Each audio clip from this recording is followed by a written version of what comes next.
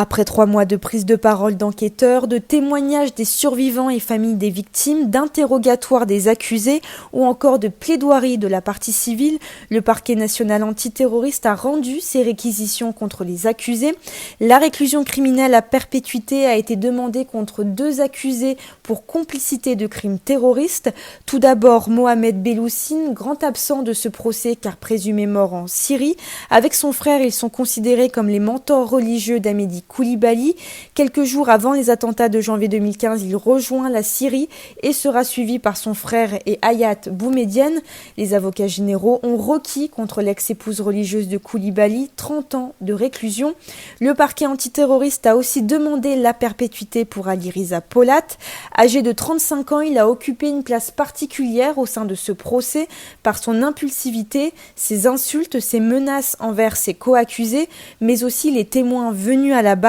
Pour Jean-Michel Borlès, l'avocat général, réduire l'accusé à un caractère volcanique serait une erreur. Il se sert de ces tempêtes pour éviter les questions gênantes, a-t-il déclaré.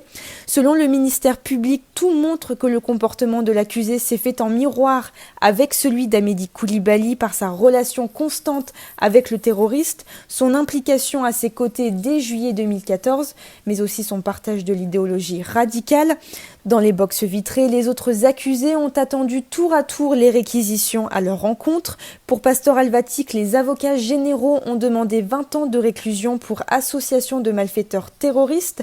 Tout au long du procès, sa dualité entre son lien fort avec la famille juive de sa sœur et son engagement dans une radicalité religieuse avait été pointée du doigt. 17 ans et 13 ans ont été requis contre le duo de cousins, Ammar Ramdani et Saïd Maklouf. Ils sont accusés d'avoir recherché des armes pour le terrorisme de l'hypercacher. Les avocats généraux ont demandé 18 ans contre Willy Prévost, qui a reconnu en partie avoir acheté du matériel pour Amédi Koulibaly. Pour le quatuor belgo-ardennais, le parquet a requis entre 15 et 18 ans de réclusion. Les peines les plus légères ont été demandées à 2 accusés entre 5 et 7 ans pour association de malfaiteurs en vue d'un crime de droit commun. Lors de la suspension de l'audience, plusieurs avocats de la partie civile ont confié qu'ils s'attendaient à des peines plus importantes pour certains accusés. Écoutez la réaction d'Eli Korchia, avocat des 2 caissières de l'hypercacher.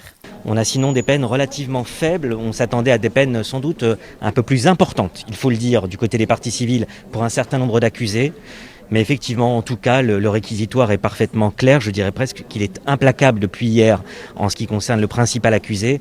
Et cette réclusion criminelle à perpétuité qui a été requise à l'encontre d'Ali Riza Polat est effectivement ce matin ce qui était attendu par les parties civiles et qui est devenu concrétisation dans ces réquisitions. Nous verrons ce que la cour d'assises décidera dans son verdict qui est attendu le 16 décembre.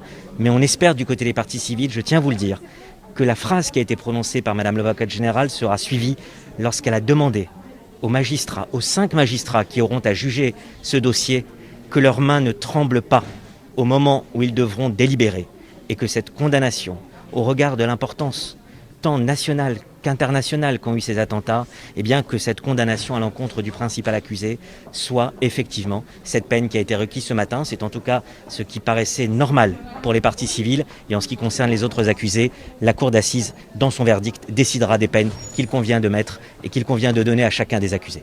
Hier après-midi, les plaidoiries de la défense ont débuté avec celles des avocats d'Ali Riza Polat. Maître Coutempère a estimé que les vrais coupables ne se trouvaient pas au sein du box des accusés. L'autre avocat, Maître Van Riet, s'est plus focalisé sur des points précis du dossier, comme les messages échangés entre Koulibaly et Polat. On nous parle de 400 messages, mais pour un trentenaire, 4 SMS par jour, ce n'est rien, a-t-il déclaré. Selon lui, si son client avait été vraiment au courant des projets d'attentat, il serait parti bien avant le 7 janvier, comme les frères Belloussine et Hayat Boumedienne. À la fin de sa plaidoirie, Maître Coutempère a de nouveau comparé son client au capitaine Dreyfus, ce qui a provoqué des remous sur les bancs des parties civiles avec le départ de nombreux avocats de la salle d'audience.